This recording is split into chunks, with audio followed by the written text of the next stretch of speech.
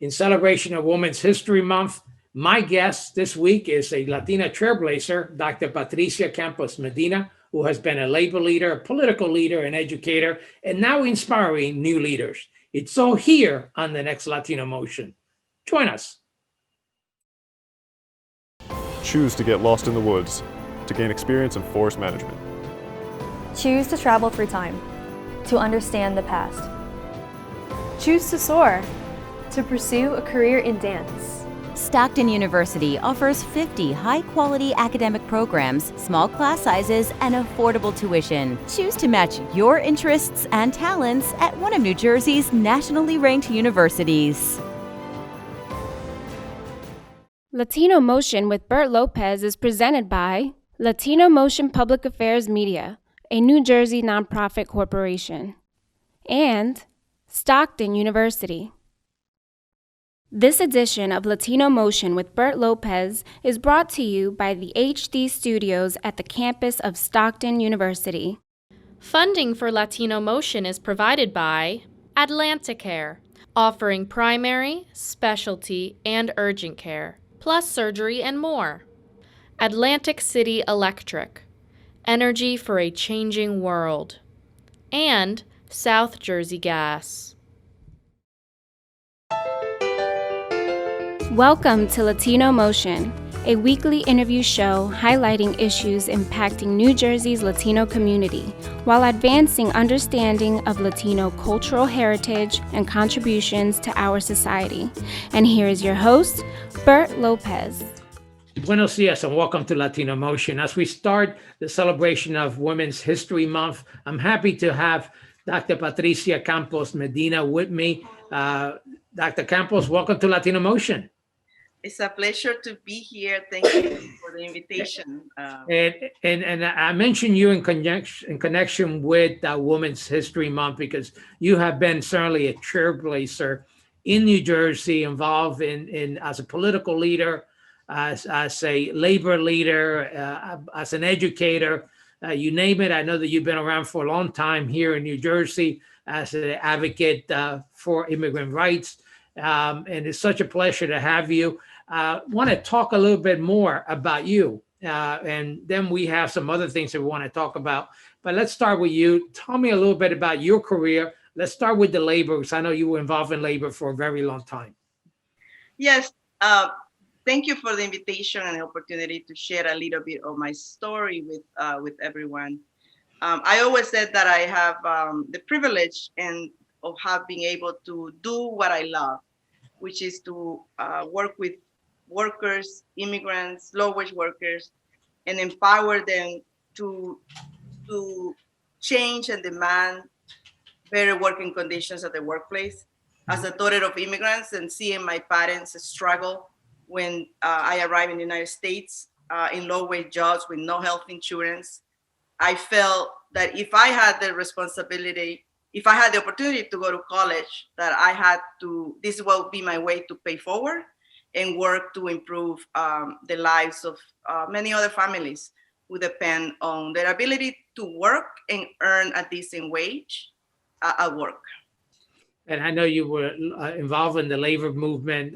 You've been to Atlantic City, to Atlantic County, and all over the state, advocating for those very rights, particularly, some of the back of the house employees with Local 54 and others. And you've done a tremendous job there. I have, I began working my first job in the labor movement was as an organizer for the Apparel and Textile Workers Union in Los Angeles. And then eventually I ended up in Washington, D.C., working for LACLA, the Labor Council for Latin American Advancement, which I know you know some of those members.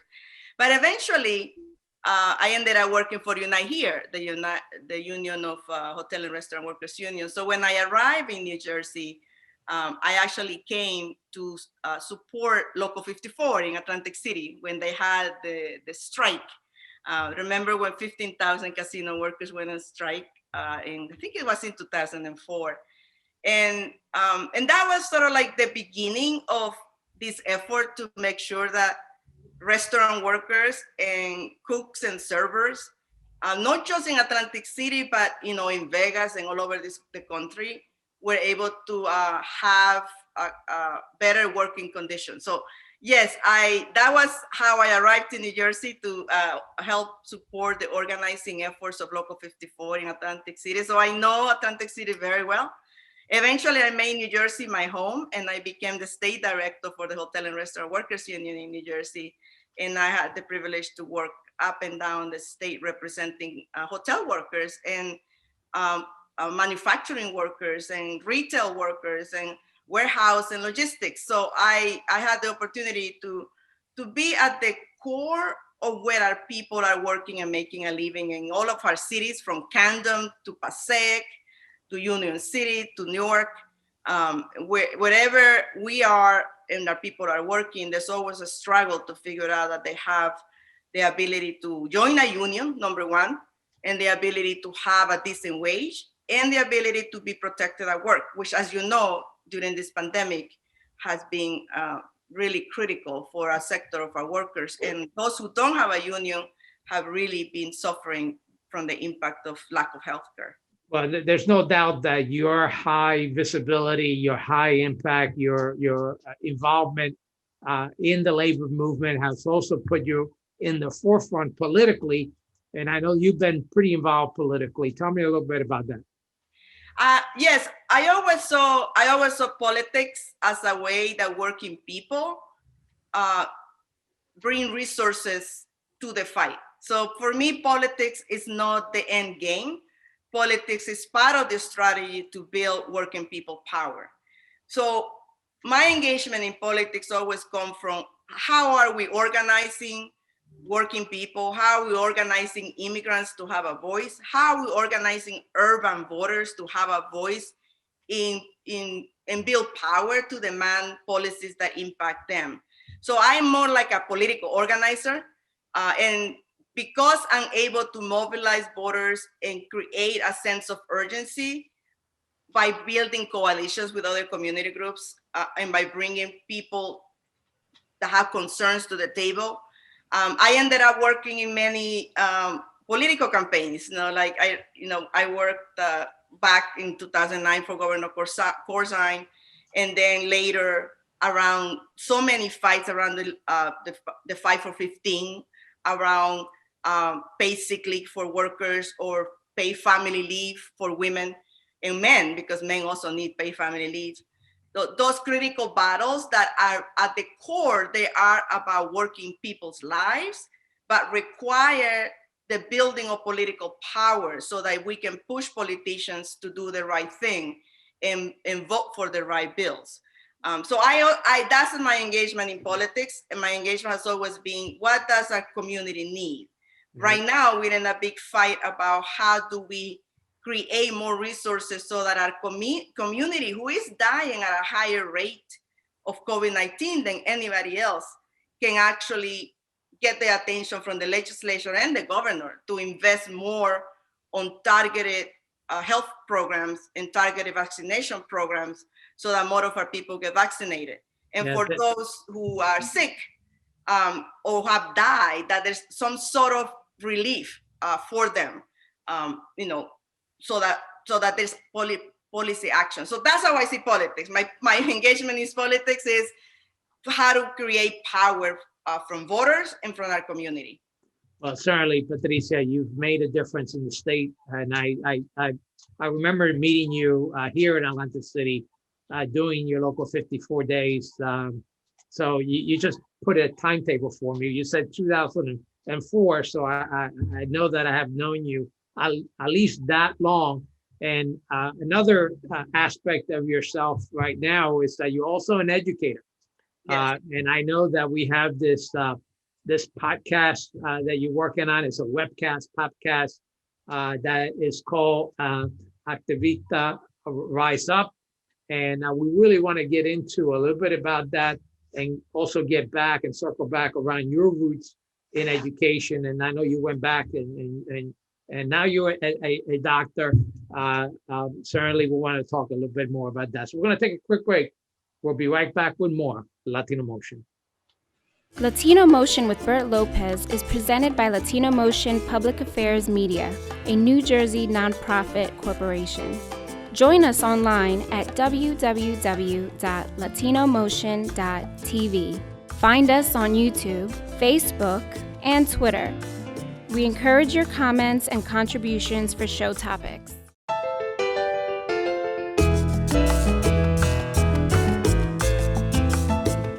Welcome back to Latino Motion. We continue our program, and we have the pleasure of having Dr. Patricia Campos-Medina here with us. Patricia, again, great having you on the show. We have a long history together. You talked about all of your leadership role in terms of political labor, and we kind of didn't get into education that much, but you're also an educator. And I'd like you to tell me a little bit about your role in that field as well. Yes, I had the opportunity to go back to school after working in the labor movement for 15 years. I took a break from being the national political director for SEIU, and I said I need to sort of do something that I love, which is to train workers and train young people.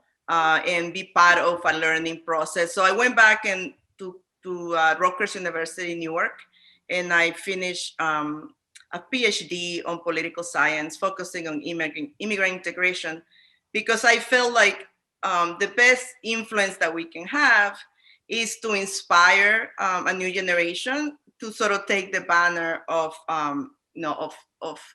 fighting for their rights. In the United States, we have a history of contention around who's American and who's not American, and I always believe that we who believe in the idea of America are the ones who define what America is. So I got a PhD in political science, immigrant immigration, and through the work that I have done in the labor movement, I had the opportunity to return to my alma mater, Cornell University, the School of Industrial and Labor Relations.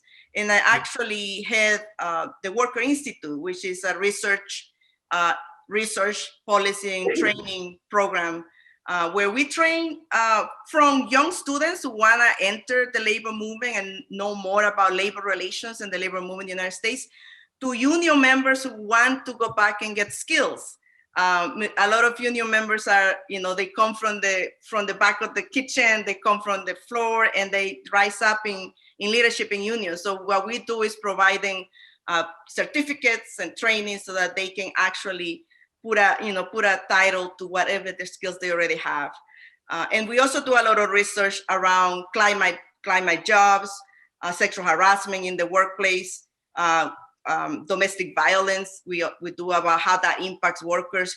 So it's an array of issues that we do research and produce policy recommendations on. So I am very proud that I'm able to use my experience as an organizer, as a political activist, and transfer that experience into an academic setting in which I am giving back information and training to workers and all those who want to get into the field of social justice and labor immigrant justice work. Well, I know this is right up your alley in terms of creating more opportunities to really educate others in the community. And you're taking that a little step further with also starting this webcast, podcast, which you want to highlight some of those other individuals out there and want to enlighten some of the youth in terms of some of the ways they could get involved, get inspired. Let's talk about that. Tell me a little bit about your program. Activista Rise Up is a webcast, a podcast. It's a conversation with leaders who are leading, who are organizing, and who are leading campaigns around key issues in our community.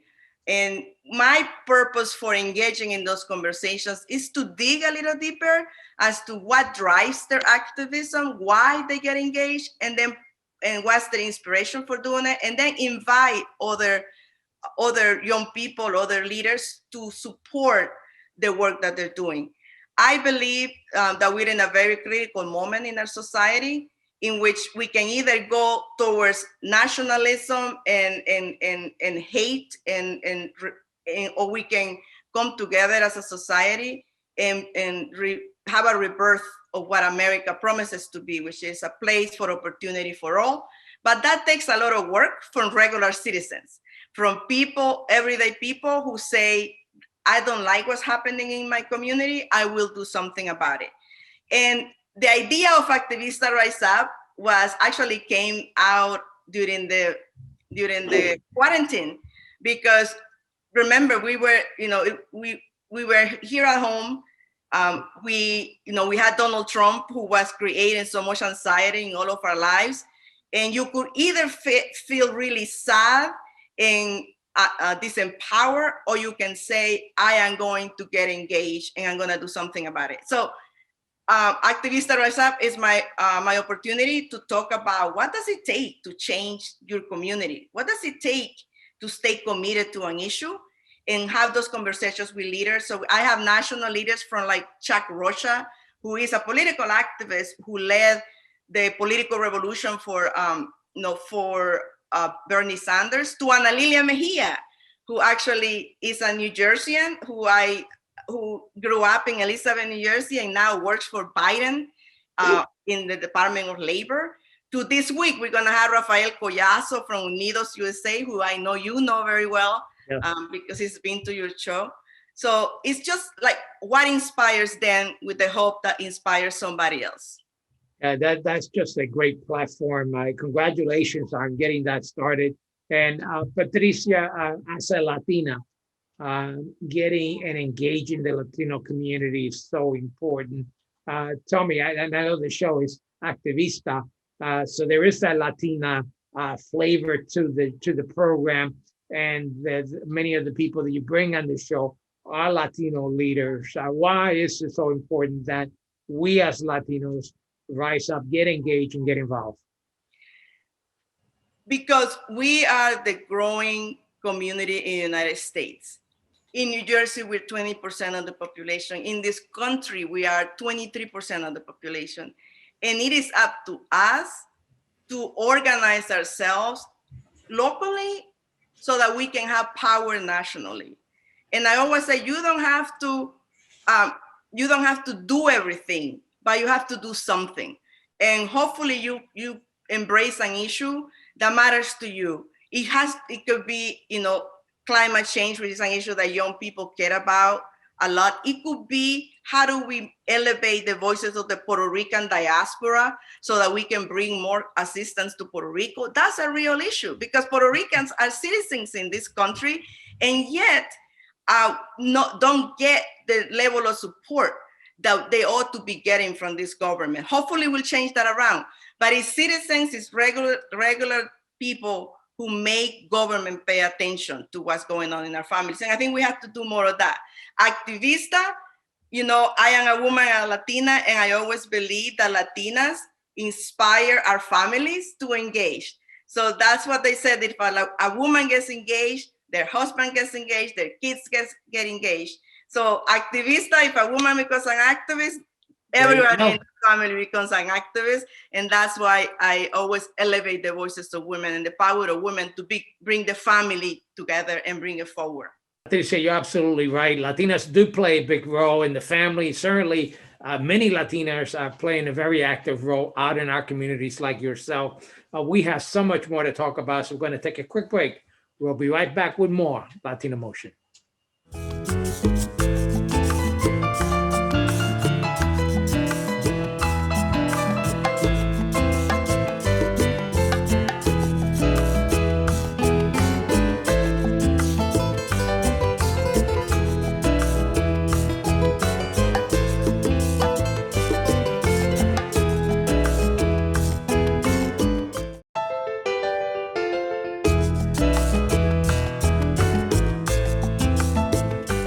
Welcome back to Latino Motion. We continue our discussion with Dr. Patricia Campos-Medina. And Patricia, I know that you've had a lot of success with your webcast, your podcast, Activista Rise Up. And I want to talk a little bit about some of the guests that stand out in your mind. And I know you have some pretty good ones. Tell me a little bit about those. One of the most inspirational stories and conversations for me was with Charlene Walker from Faith, New Jersey. And how she talked about her own experience of how she was a foster child and how she learned from a young age to get along with a lot of different people because she was moving to different places, so she had to quickly learn to adapt. But how she learned in that way to love because she was given so much love. And the organizing she does with other youth, it comes from her faith and her belief that if we organize and talk to people from a place of radical love, that we can actually touch them in their soul and help them seek answers for whatever is happening in their community. So to me, that was inspirational to see how she used her own experience to and put it into a sense of love for action.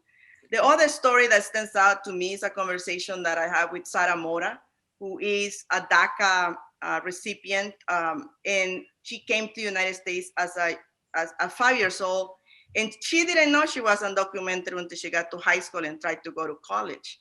And how she said that at that moment she became a little angry because she didn't see herself any different than all her classmates, but society was telling her that she was different. But that anger she used towards action because she wants to stay angry so that she can stay engaged in that anger to spur others to act so that we can solve the issue of immigration in the United States. So to me, two great activists, two young people who are committed to activism and changing their society, one from the place of love and one from a place of anger, but both from this belief that it's the responsibility to address change and to make something happen. Yeah, Patricia, I tell you that certainly are inspiring stories. And you mentioned the DACA student, which kind of reminds me when we used to do the youth summit, and we would have some students who knew they didn't have a chance to go on to college, and you know, just the change that has taken place that I know you have advocated for in your political career, in your engagement in the labor movement. To allow free college and access Yes. To college for those undocumented students. It's made a big difference and will continue to make a difference for a lot of lives. Yeah. In-state tuition, when we were able to get it done in New Jersey, it changed the life of a lot of people. We gotta keep fighting for making college education more affordable and reducing the amount of debt that young people have right now, and just helping our young people get the skills that they need. I mean, I am an immigrant. I came here as the daughter of immigrants, and my education is what has given me the opportunity to do so many things that I could never have imagined I could do. And I just want to be able to pay that forward and fight for those opportunities for anyone coming behind me. For my children and for all of Americans' children, that we actually can continue to build a country that is based on your abilities and not on whether you have money or not. Patricia, let's talk about your webcast and your podcast again. How do people view those programs, and how can they get in touch with you? Activista Rise Up is aired every Thursday at 5 o'clock on all my social media channels at Dr. Campos-Medina, Instagram, Facebook, and Twitter. You can also listen to it on Spotify, Google Podcasts, and all the podcast channels. Just look for Dr. Patricia Campos-Medina at Activista Rise Up, and just get inspired by the stories of people actually doing good work. And hopefully you get inspired and you get and take action on their causes or on anything that you find inspiring to take an action on. Remember, it just begins, a long road begins with one step. So let's all take one more action today.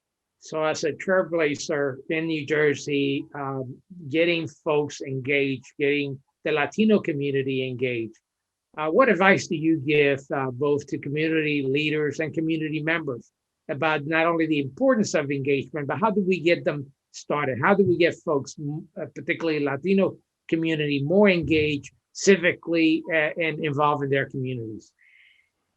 Just no, if you have the right to vote, please register and vote. If you live, whether you live in Camden, Atlantic City, whether you live in Newark, just reach out to a local community organization and volunteer and offer your time and your talent. Now, we do a lot of things through Zoom, virtually. There's many ways to participate, and just start little. You might say, I don't have time, but just start little, and eventually you will see that the more you do, the more good you feel about yourself. Also, there's statewide groups that have a lot of campaigns pushing for issues that impact Latinos. And I'm often tweeting about them or connecting you to campaigns. So you can always follow me on all my social media at Dr. Campos-Medina. And I can always guide you towards a campaign that somebody is trying to push or an issue that you want to advance. And if you have any questions, you can always messenger me and I will connect you to somebody doing a campaign on any issue that you can think about. One of the important campaigns is to get Latinos to get immunization for COVID. Very important. We see that the big disparity that exists. How are you working with some of those organizations to help get more Latinos engaged and certainly to get the vaccination? Yes, the bigger issue is working directly with community organizations that are doing education around the importance of vaccinations and figuring out how to get Latinos to have access to vaccinations. There is this concern that is perpetrated in the media that there is Latinos are uncomfortable with the vaccination. I think that's a small population. I think the biggest issue that we have is the lack of access to vaccination to our poor urban communities. So we have a group of community serving organizations that are part of LAND, Latino Action Network, who are figuring out how they have a strategy to work with the hospitals and to work with the Murphy administration to create a bigger pool for vaccinations for our community. On other issue that is important is the issue of recovery aid for undocumented families. For 50% of the deaths in New Jersey have been Latino men. And for me, that is a tragedy that we need to react to. And the reason they have been so impacted is because Latino men have to go to work. Most of the time, they don't have a choice than to provide for their families. They're usually doing the front line work, right? And so you certainly have touched upon a big issue that deserves a whole show around it. Unfortunately, that's all the time we have, but I do want to share that I did get vaccinated today. So I encourage everyone to get the vaccination. Patricia, I'm always welcome to come back. So you can have me again. We will definitely have you back. And unfortunately, that's all the time we have. Thank you once again for joining us here on Latino Motion.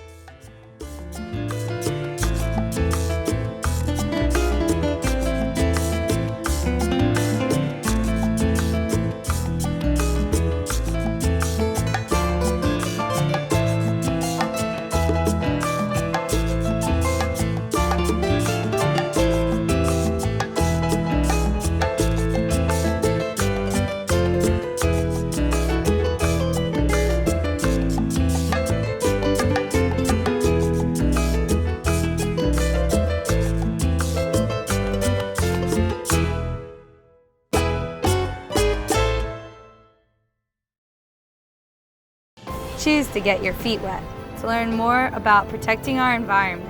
Choose to read minds, to understand the human brain. Choose to get your hands dirty, to create a masterpiece.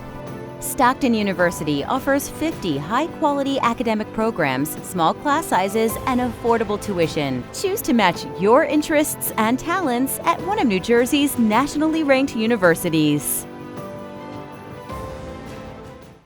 Funding for Latino Motion is provided by Atlanticare, offering primary, specialty, and urgent care, plus surgery and more.